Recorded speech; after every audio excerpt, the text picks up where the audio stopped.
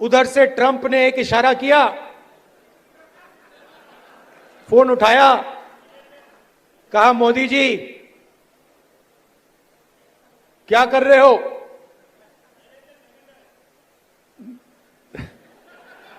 Narendra surrender. और जी हजूर करके नरेंद्र मोदी जी ने ट्रंप के इशारे का पालन किया। आप देख रहे हैं देशवाणी, दहाड़ ही काफी है। आपका मूड कैसा है? ठीक है, तो आज मैं आपको दो तीन चीजें कहना चाहता हूं। सबसे पहले, विचारधारा की लड़ाई चल रही है। एक तरफ कांग्रेस पार्टी है, हमारा कॉन्स्टिट्यूशन है,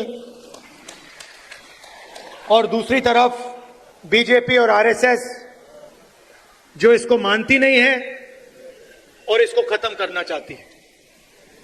हिंदुस्तान की सारी संस्थाओं को, इंस्टीट्यूशंस को उन्होंने पकड़ लिया है। हर संस्था में उन्होंने अपने लोग डाले हैं और देश को आस्ते आस्ते देश का वो गला घोट रहे हैं। तो पहली लड़ाई संविधान की है। एक तरफ हम कांग्रेस पार्टी, हमारी विचारधारा, और दूसरी तरफ आरएसएस जो संविधान के खिलाफ खड़े हैं। दूसरी लड़ाई सामाजिक न्याय की। जीतू ने कहा, जाति जनगणना के बारे में बोला।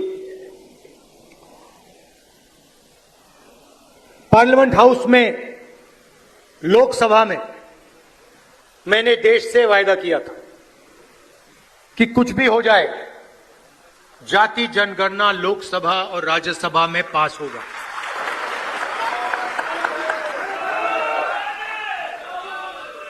ये बीजेपी आरएसएस वालों को अब मैं अच्छी तरह जानता हूं। इन पर थोड़ा सा दबाव डालो, थोड़ा सा धक्का मारो, डर के भाग जाते हैं ये लोग। जैसे उधर से ट्रंप ने एक इशारा किया, फोन उठाया, कहा मोदी जी क्या कर रहे हो?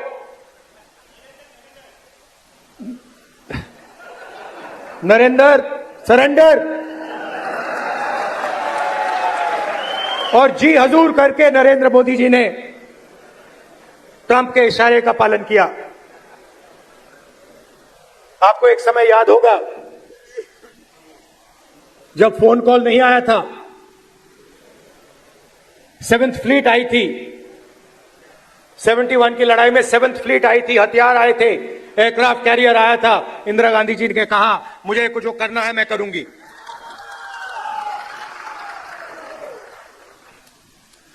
ये फर्क है, इनका कैरेक्टर है।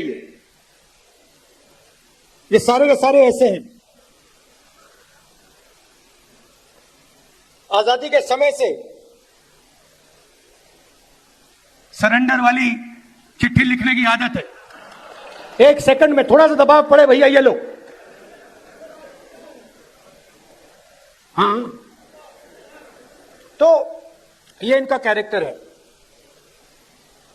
कांग्रेस पार्टी सरेंडर नहीं होती है। गांधी जी, जवाहरलाल नेहरू, सरदार पटेल, ये सरेंडर वाले लोग नहीं हैं। ये सुपर पावर से लड़ने वाले लोग हैं।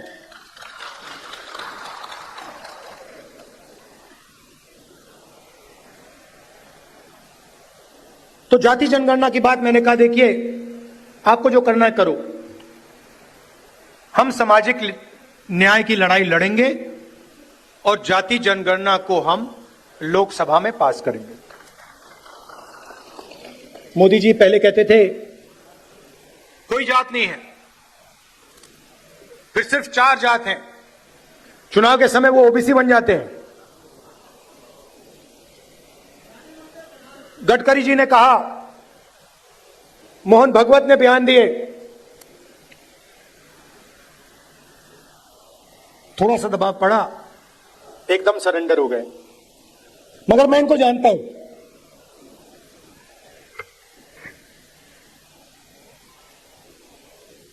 जैसे इन्होंने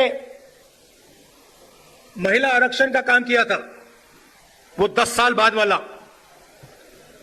यहां भी वही कोशिश है इनकी। ये करना नहीं चाहते हैं,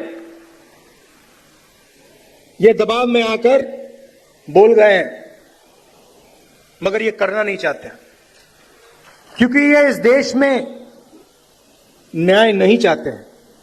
ये अंबानी अदानी वाला देश चाहते हैं, अरबपतियों वाला देश चाहते हैं, सामाजिक न्याय वाला देश नहीं चाहते हैं। मैं आपको तेलंगाना की बात करना चाहता हूं। 2 मॉडल हैं जाति जनगणना के, एक तेलंगाना का मॉडल और दूसरा बीजेपी का बिहार का मॉडल, और जो उनकी सोच का मॉडल है। तेलंगाना में जाति जनगणना कैसे हुआ मैं आपको बताना चाहता हूं। बिहार में बंद कमरे में सवाल चुने गए, ब्यूरोक्रेट्स ने सवाल चुने, बिना किसी से पूछे, बिना जनता से बातचीत किए, बिना दलितों से पूछे, बिना पिछड़ों से पूछे, बिना अति पिछड़ों से पूछे, बिना जनरल कास्ट से पूछे, बिना माइनॉरिटी से पूछे, बंद कमरे में 3-4 सवाल लिखे, जाति जनगणना कर दिया। तेलंगाना में हमने लाखों लोगों से सवाल पूछा, दलितों के संगठनों से, आदिवासी के संगठनों से, उनके नेताओं से, और हमने उनसे पूछा कि देखिए हम जाति जनगणना करने जा रहे हैं, सर्वे करने जा रहे हैं, आप इस सर्वे में कौन से सवाल चाहते हो। 3.5 लाख लोगों ने हमारी प्रोसेस में एक साथ मिलकर सवाल निकाले, और उसके बाद बिहार में सेल्फ रिपोर्टिंग था। अगर आप बोलना चाहते हो तो बोलो, नहीं बोलना चाहते हो तो नहीं बोलो। तेलंगाना में हर व्यक्ति, हर परिवार के घर में सरकार के ऑफिसर्स गए और उन्होंने उनसे सवाल पूछे। नतीजा मैं आपको बताना चाहता हूं। जाति जनगणना में क्या पता लगा। तेलंगाना का जो कॉर्पोरेट स्ट्रक्चर है, प्राइवेट सेक्टर है, आप हैरान हो जाओगे। तेलंगाना का जो प्राइवेट स्ट्रक्चर है, प्राइवेट सेक्टर है, सीईओज, सीनियर मैनेजमेंट, कंपनी के मालिक, इन सब की लिस्ट में आपको एक दलित, एक आदिवासी, एक पिछड़ा वर्ग का व्यक्ति नहीं मिलेगा। यह सच्चाई है। तेलंगाना में जो भी कॉन्ट्रैक्ट सरकार देती है, सारे के सारे कॉन्ट्रैक्ट्स 5% लोगों को मिलते हैं। उसमें ना कोई दलित है, ना कोई आदिवासी है, ना कोई पिछड़े वर्ग का व्यक्ति है। यह सच्चाई है। हम कहते हैं हम सुपर पावर बनना चाहते हैं। दलितों की आबादी 15%, पिछड़ों की आबादी कम से कम 55%, आदिवासियों की आबादी 9%, माइनॉरिटीज 15%,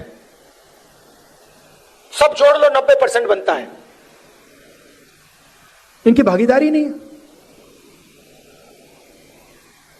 और वही चुने हुए अमीर लोगों को सारा का सारा दिया जाता है। उसी लिस्ट में कॉर्पोरेट सेक्टर की लिस्ट निकालो, बड़े बड़े ब्यूरोक्रेट्स की लिस्ट निकालो, उसमें आपको गरीब जनरल कास्ट का भी कोई नहीं मिलेगा। यह सच्चाई है। मजदूरों की लिस्ट निकालो, उबर ड्राइवर्स की लिस्ट निकालो, जो खाना डिलीवर करते हैं उनकी लिस्ट निकालो, और उसमें आपको पिछड़ा वर्ग, दलित, आदिवासी सब मिलेंगे। दो हिंदुस्तान बन रहे हैं, एक 90% का और दूसरा चुने हुए लोगों का 5-7% का। बड़ी बड़ी बातें होती है सुपर पावर बनेंगे, ऐसे कोई सुपर पावर नहीं बनता है। जब तक हम हर हिंदुस्तानी की शक्ति का नहीं प्रयोग करेंगे तो ये देश सुपर पावर छोड़ो आगे नहीं जा सकता है। ये सच्चाई है। जो भी सपने देखने देख लो, कभी नहीं हो सकता।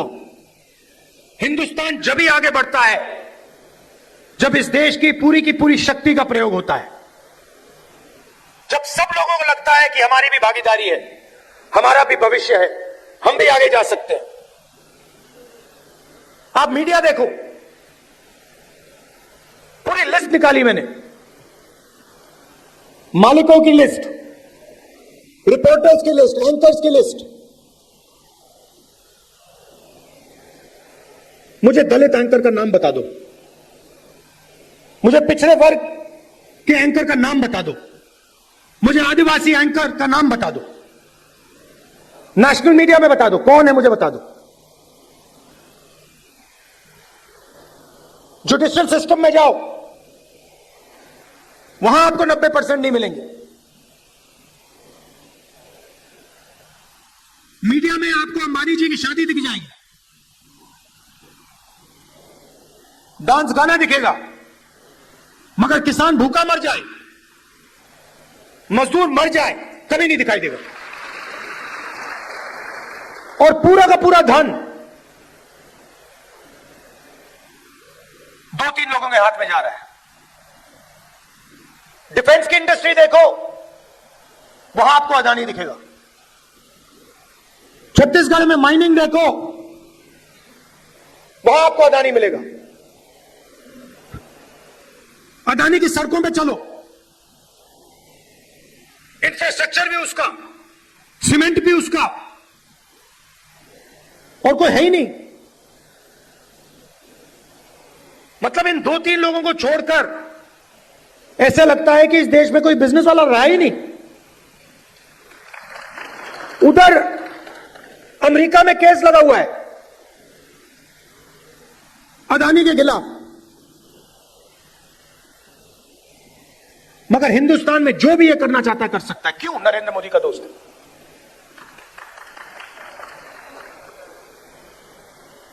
तो हो क्या रहा है? 90% को परे कर दिया, गरीब जनरल कास्ट को परे कर दिया, और सारे के सारे बिजनेस यही 5-6 लोगों को दे रखे हैं। नाम आप जानते हो। और ये क्या करते हैं?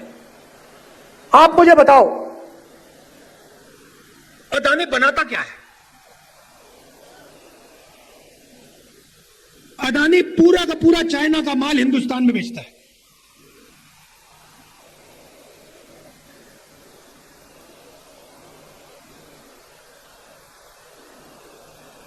तो अदानी पैसे बनाता है,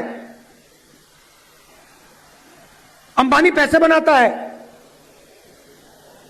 और चाइना अपना माल हिंदुस्तान में बेचता है। यह फोन जो है, यह अदानी अंबानी जैसे लोग बेचते हैं हिंदुस्तान में, मगर इस फोन से चाइना के युवा को रोजगार मिलता है, हिंदुस्तान के युवा को रोजगार नहीं मिलता है। वो सब कुछ बनाते हैं, शर्ट, पैंट,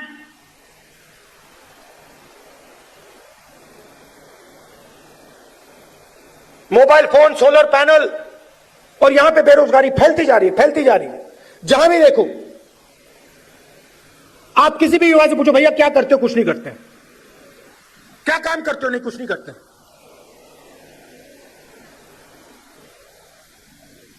यह हिंदुस्तान की सच्चाई है और इससे छुपा नहीं जा सकता, चाहे मीडिया कुछ भी कहे। देश की सच्चाई है कि इस देश के युवाओं को रोजगार नहीं मिल सकता और इस देश के युवाओं का कोई भविष्य नहीं है। अगर आपको बिजनेस चलाना है हिंदुस्तान में, या आपका नाम अदानी हो या अंबानी हो, नहीं तो आपके लिए डिमोनेटाइजेशन, गलत जीएसटी,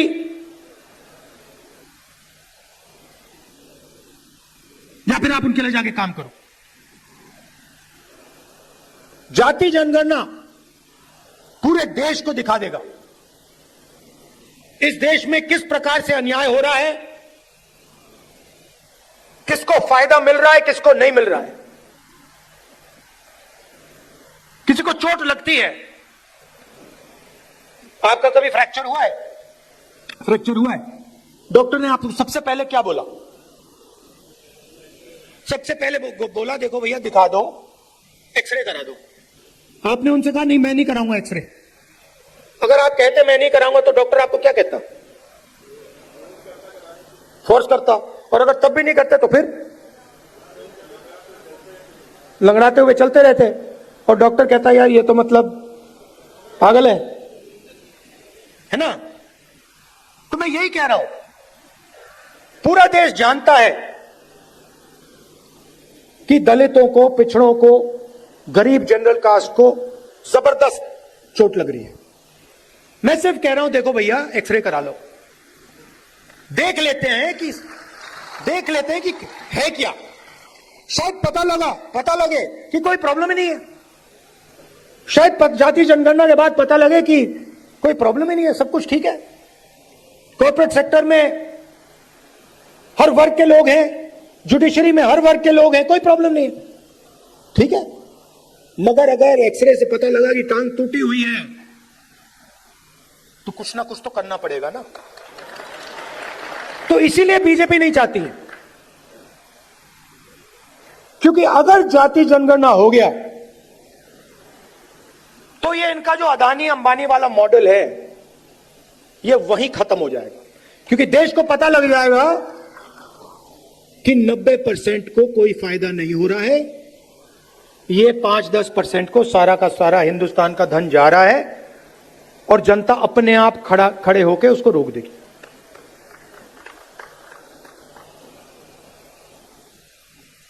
ये लड़ाई चल रही है। और तेलंगाना मॉडल जो है वो जाति जनगणना करने का सही मॉडल है। तो हम जो चाहते हैं, जो जाति जनगणना होगा, चाहे मोदी करे या कांग्रेस पार्टी करे, वो तेलंगाना मॉडल वाला जाति जनगणना होगा। थोड़ी सी मध्य प्रदेश की बात करता हूं। देखिए यहां पे इस स्टेट में कांग्रेस की जो विचारधारा है, कांग्रेस के जो कार्यकर्ता हैं, कांग्रेस की विचारधारा के जो लीडर्स हैं, उनकी कोई कमी नहीं है। ये भरा पड़ा हुआ है। इसी कमरे में बीजेपी को हराने का टैलेंट बैठा हुआ है। मगर आपके हाथ बंधे हुए हैं। बंधे क्यों हैं? क्योंकि आपकी आवाज कांग्रेस पार्टी के संगठन में ठीक से नहीं सुनाई देती है।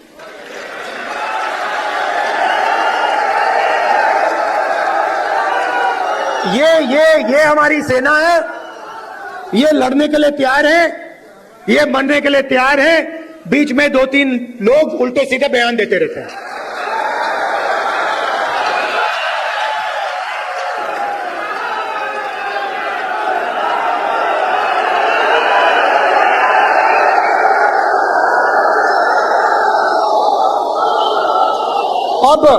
अब कोई ऐसे लोग हैं जो फ्रस्ट्रेशन में दे देते हैं, कोई ऐसे लोग हैं जो थोड़ा बीजेपी का भी काम कर लेते हैं। और हमें कहीं ना कहीं से तो शुरुआत करनी होगी। तो वर्किंग कमेटी ने निर्णय लिया है की शुरुआत डिस्ट्रिक्ट और डिस्ट्रिक्ट प्रेसिडेंट के पोस्ट से होगी और वहां से उस शुरुआत से हम पार्टी को मध्य प्रदेश में, गुजरात में, बाकी प्रदेशों में खड़ा करेंगे। अब यहां पे डिस्ट्रिक्ट प्रेसिडेंट आए हैं और आप में से ऐसे लोग होंगे जो पूरी शक्ति के साथ, दिल के साथ कांग्रेस पार्टी के लिए काम करते हैं और ऐसे भी लोग होंगे जो थोड़ा थक गए हैं या जिनका मूड ठीक नहीं है, जो ज्यादा टेंशन लिए हैं। अब रेस के घोड़े और बारात के घोड़े को अलग तो करना ही पड़ेगा और पहले मैं कहता था दो टाइप के हैं। एक रेस का घोड़ा है, कांग्रेस पार्टी कभी कभी रेस के घोड़े को बारात में भेज देती है, ये कमलनाथ ने कहा है, और कभी कभी बारात के घोड़े को रेस की लाइन में खड़ा कर देती है, उसको पीछे से वो एक चाबुक पड़ता है, वो वहीं बैठ जाता है। मगर एक तीसरी कैटेगरी है, एक हुआ बारात का, दूसरा हुआ रेस का, एक तीसरा भी होता है। कौन सा होता है? लंगड़ा घोड़ा। तो ये छांटना है हमें, लंगड़ा कौन सा है, रेस का कौन सा है, बारात का कौन सा है।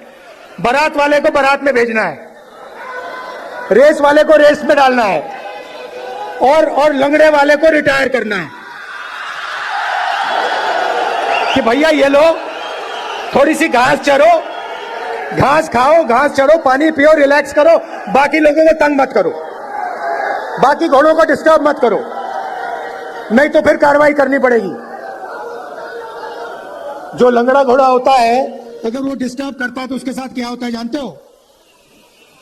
वो मैं नहीं कहूंगा। तो ये बदलाव लाना है।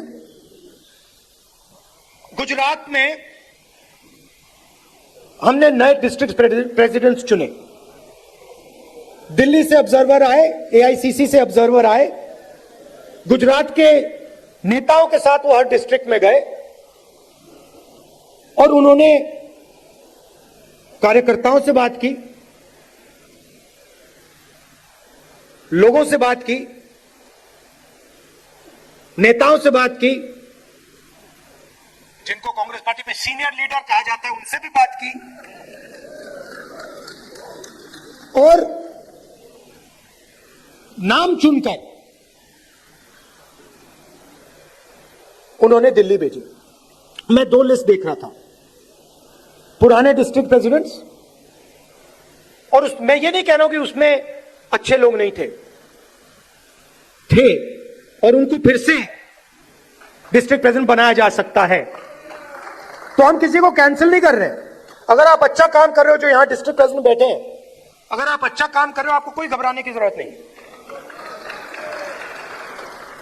मैंने वो दो लिस्ट देखी, जमीन आसमान का फर्क है।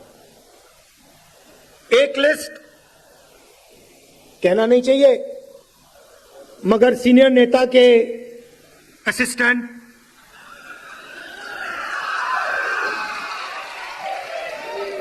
और दूसरी लिस्ट में पोटेंशियल फ्यूचर गुजरात की लीडरशिप, वही हम मध्य प्रदेश में करना चाहते हैं। और अगर हम ये नया बदलाव ला रहे हैं तो ये सिर्फ डिस्ट्रिक्ट लेवल पे नहीं रुक सकता है, ये एक कदम है। इसके बाद हम ब्लॉक और जो गांव तक का लेवल है, लोकल बॉडी का लेवल है, वहां भी जाएंगे। मगर जो डिस्ट्रिक्ट प्रेसिडेंट बनेंगे और सचमुच में इसी कमरे से बनेंगे, मैं आपको एक बात कहना चाहता हूं और आप अच्छी तरह सुनिए। जो लोग मध्य प्रदेश में कांग्रेस पार्टी के डिस्ट्रिक्ट प्रेसिडेंट्स बनेंगे, वो ही इस पार्टी को मध्य प्रदेश में भविष्य में चलाएंगे।